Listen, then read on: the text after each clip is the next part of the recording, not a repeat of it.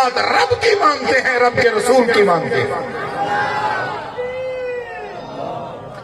یہ بزرگوں نے نعرہ لگایا، کسی کو آواز آئی ہے؟ نہیں نہ آئی، گھبرانا نہیں، نہیں آپ مت گھبرائیں۔ اس کی وجہ یہ ہے نعرے کا طریقہ نہیں آتا، میں آج آپ کو طریقہ بھی سکھا دیتا ہوں، ٹھیک ہے؟ اللہ کا نام بلند کرنا ہے نا، اچھا جس چیز کو اللہ نے دایاں ہاتھ دیا وہ اوپر کریں، جیڑا ٹنڈا ہے وہ نہیں، سجاد اتا کرو اتا کر لے، اچھا پھر مکہ بناؤ، مکہ اینج کی ہوندا ہے، اینج کدے ہاتھ مارے نے کسے نو، مکہ بناؤ، مکہ بن گیا۔ اب میں نعرہ لگاؤں گا، ہاتھ نیچے نہیں آنے چاہیے، میں نعرہ لگاؤں گا، میں بھی دیہاتی آدمی ہوں، زور تھوڑا دھنی چو نکلے لا وکھیا انشاءاللہ تعالی بالپور تک آواز جاندی کہ نہیں آئی، نعرہ تکبیر، نعرہ تکبیر، نعرہ تکبیر۔ لاہور دسو تسی آ کے ٹھنڈے کوئی نہ تو تتا بندے ہی کوئی نہیں، یہ تو نہروں دے اندر ٹیکے لوا کے بیٹھے ایڈا سونا مجمع، تسی میں نے اج کا پاپ سمجھی کرے بڑا اردو جان ہے، میں تھوڑے تو گھنا ڈھیٹ پنجابی نے، لہذا سدھی ہو کے بویا ہے، ٹھیک ہے؟ قاری صاحب کے لیے میں نے ماحول بنانا ہے، میرے پیغمبر نے کیا کہا، میرے پیغمبر نے کہا لا ساما الا سام الابد، اے عبداللہ تو روزہ رکھ کے نیک بننا چاہتا ہے، تو کبھی نیک نہیں بن سکتا، تو تب نیک بنے گا جب پیغمبر کی سنت پہ عمل کرے گا، اگر تیرا عمل سنت کے خلاف ہوگا تیرا روزہ کبھی قبول۔ حدیث میں آتا ہے میری کسی ایک واقعہ کا کوئی چیلنج کرے کہ یہ صحیح حدیث نہ ہو، میں اللہ کی قسم 1000 روپے اسے انعام دے کے جاؤں گا۔ کوئی چیلنج کرے یہ حدیث کو کیا حاصل ہے، کوئی بزرگوں کی باتیں کریں گے، کوئی ولیوں کی کریں گے، پتہ نہیں ان کا ثبوت کہاں ہوتا ہے، وہ خوابوں کی کریں گے۔ میں بخاری کی بات کرتا ہوں، میں مسلم کی بات کرتا ہوں، میں ابو داؤد کی بات کرتا ہوں، میں نسائی کی بات کرتا ہوں، میں ابن ماجہ کی بات کرتا ہوں، میں مشکات کی بات کرتا ہوں، میں ایک ایک حدیث کی کتاب سے حوالے دے کر جاؤں گا، میرے بعد ایک بھی کوئی میرے حوالے کو چیلنج کرتے قاری فیض اللہ صاحب کو بتا دینا، میرے بھائی صادق کل صاحب کو بتا دینا، اللہ کی قسم واپس آ کر زبان سے نکلا ہوا انعام ایک ایک شخص کو دے کر جاؤں گا، اپنی اصلاح بھی کروں گا۔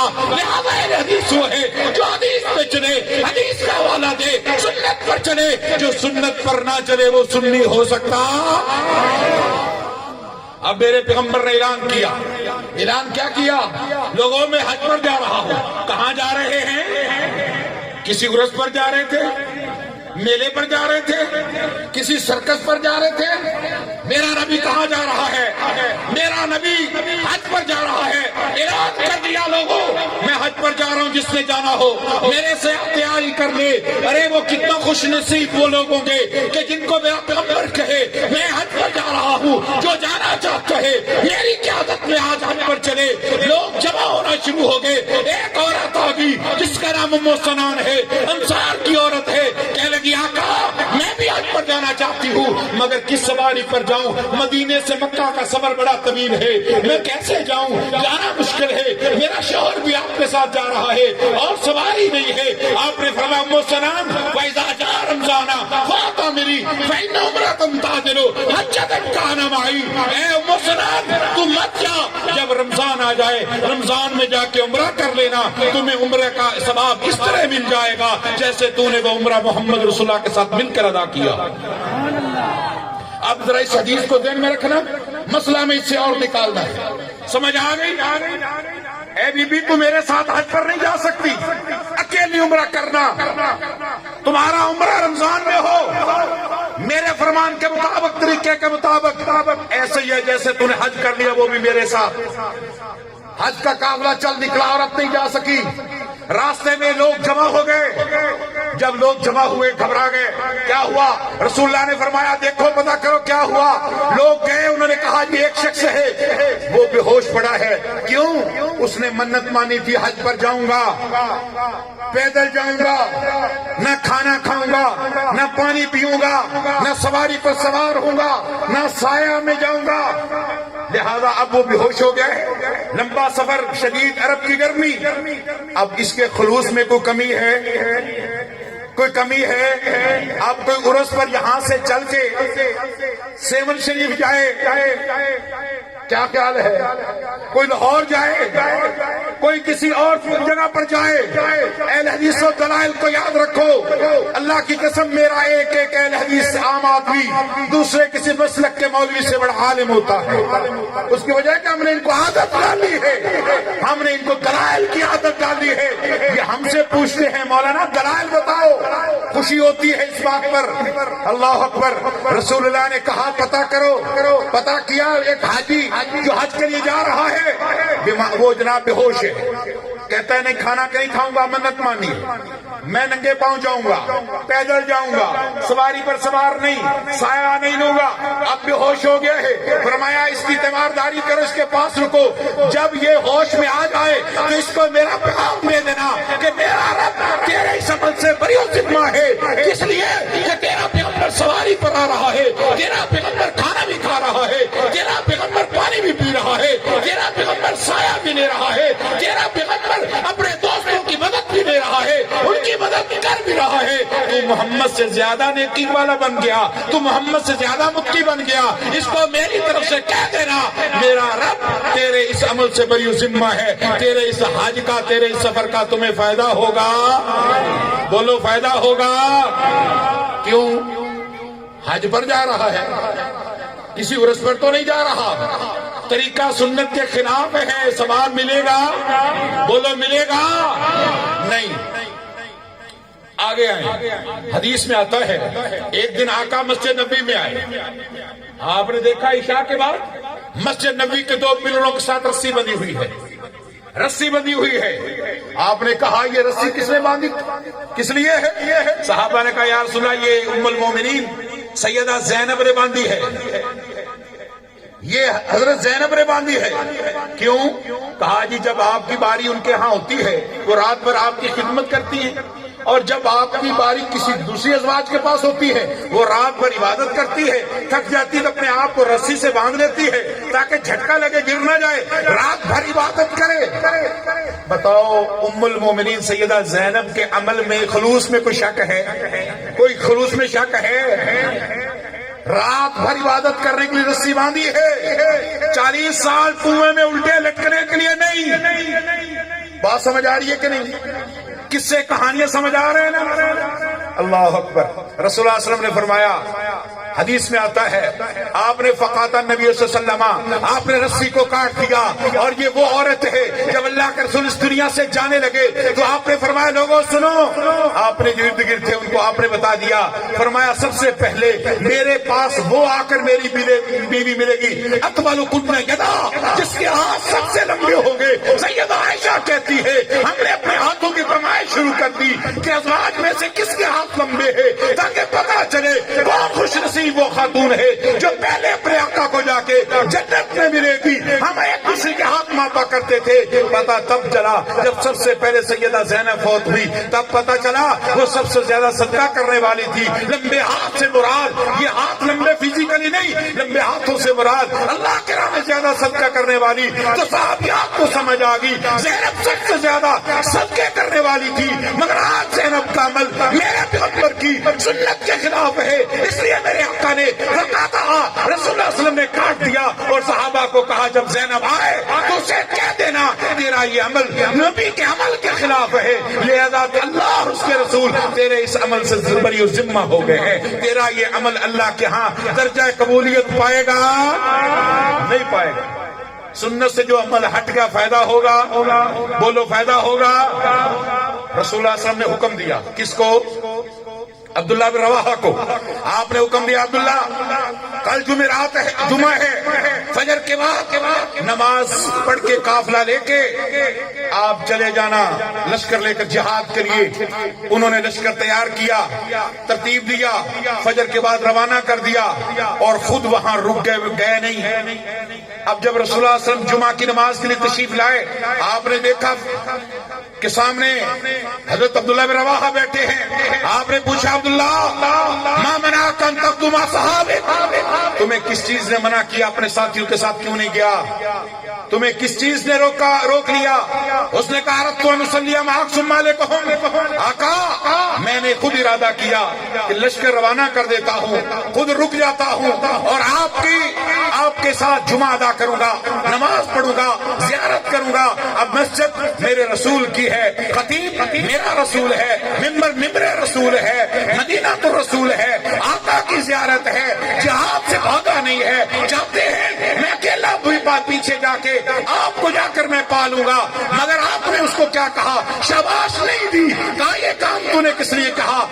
کہا وہ ایک اجر لیں گے جانے کا، میں ڈبل اجر لے لوں گا، آپ کی زیارت کا، نماز کا، جمعے کا، پھر زندگی ملے یا نہ ملے۔ میرے پیغمبر نے اس کو شاباش نہ دی، بلکہ کہا اچھا تو وہ جو میرا حکم مان کے چلیں گے تو ان سے زیادہ اجر حاصل کرنا چاہتا ہے۔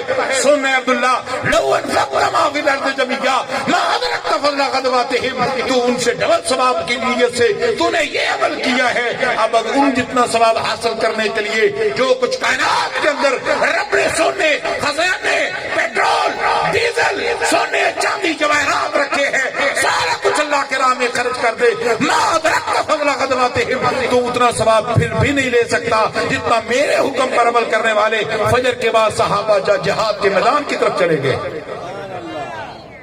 کچھ سمجھ آئیے کہ نہیں؟ کس چیز کی؟ جو رسول سے ہٹ گیا فائدہ۔ اب یہ ایک میں آپ کو بات بتاؤں، آپ نے پریڈ دیکھی فوج کی، پولیس کی، کسی ڈسپلن فورس کی، وہ ایک لائن میں ہوتے ہیں کہ نہیں؟ ان کو آرڈر کیا ہوتا ہے؟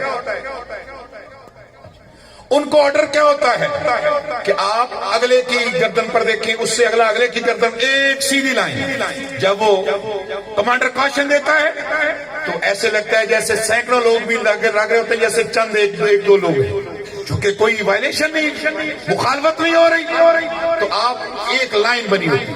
اب اس لائن سے وہ لائن کمانڈر کی مرضی کی ہے۔ یاد رکھو اسلام کی ایک لائن ہے۔ اسلام کی کتنی لائنیں ہیں؟ بولو بھی کتنی لائنیں ہیں؟ ایک لائن ہے۔ اگر کوئی دائیں بائیں اس لائن سے نکل جائے تو کمانڈر اس پر راضی ہوتا، اس کو سزا ہوتی ہے۔ یہ اسلام کی ایک لائن ہے جو شارع محمدی ہے، یہ شارع رسالت ہے۔ ایک لائن پہ رہو، اور وہ ایک لائن قرآن و سنت کی ہے۔ اگر کوئی دائیں بائیں نکل گیا، کسی اور سلسلے پر چلا گیا، ان ربی علی صراط مستقیم، میرے سیدھے رب کے راستے پر جس پر میرا رب بیٹھا ہے اس سے ہٹ گیا، جو میرے رب کے راستے سے ہٹ گیا اس نے وائلیشن کی ہے، وہ سیدھے راستے پر چلتے ہوئے جنت میں جائے گا۔ رسول اللہ نے فرمایا 1000 بندے میں سے کتنے جہنم میں جائیں گے؟ بولو کتنے؟ بولو، پچھلے نہیں بول رہے، کتنے؟ 999۔ صحابہ گھبرا گئے، 999 ہزار میں سے ایک بندہ جنت میں جائے گا؟ ہاں۔ صحابہ بڑے پریشان، مگر اکاڑا کا مسلمان کبھی پریشان ہوئے؟ بڑے خوش، ہمیں پرواہ نہیں آخرت کی کہ ہم کس لائن پر ہیں، کہاں جائیں گے۔ رسول اللہ نے فرمایا کہ 1000 میں سے 999 جہنم میں، ایک جنت میں جائے گا۔ صحابہ گھبرا گئے، آپ نے فرمایا وہ یاجوج ماجوج ہوں گے، وہ یاجوج ماجوج ہوں گے۔ جنت میں 120 صفیں ہوں گی ٹوٹل جنتیوں کی۔ کتنی صفیں؟ کتنی صفیں؟ اتنی وسیع اور اس جنت 120 صفیں، اس کا مطلب ایک صف اربوں لوگوں کی ہوگی انشاءاللہ، اور ان صفوں میں 80 صفیں امت محمد کی ہوں گی۔ 120 میں 80 صفیں اور باقی 40 صفیں ٹوٹل تمام انبیاء کی امتوں کی۔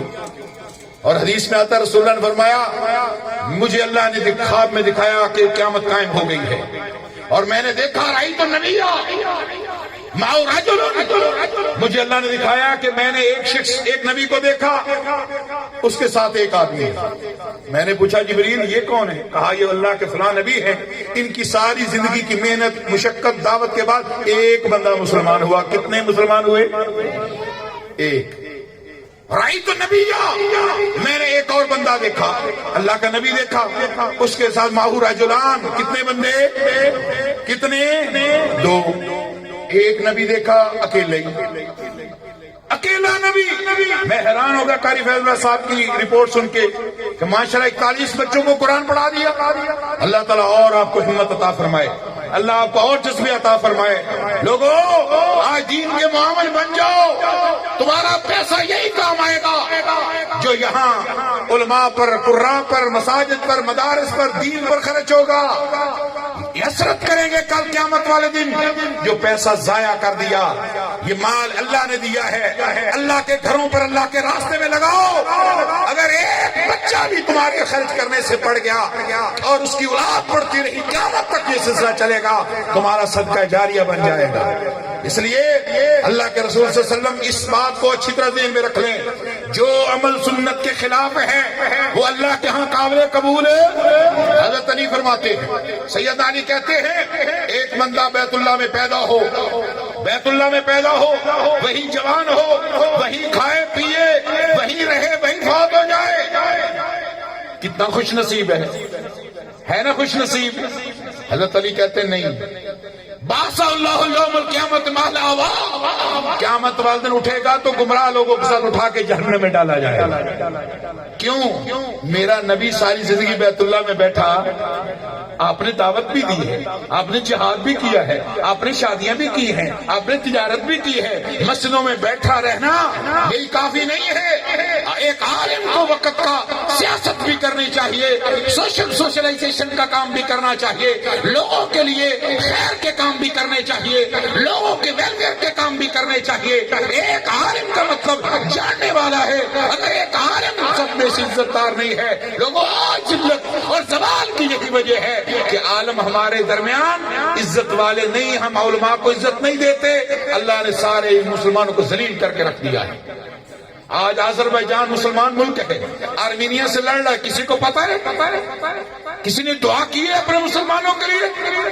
میرے بھائیو یہ بات ذہن میں رکھو, یہ اسلام سے, مسجدوں سے, علماء سے تعلق رہے گا, تمہیں اسلام کا تعارف رہے گا, اسلام کی بات جو ہے وہ انشاءاللہ وہ اس کا بول بالا ہوگا. اور یہی ہمارا منہج ہے, یہی ہمارا منہج ہے. انشاءاللہ زندہ رہے تو قرآن و سنت کے لیے جان دے تو دعا ہے کہ اللہ قرآن و سنت پر جان لینا. وآخر دعوانا الحمدللہ.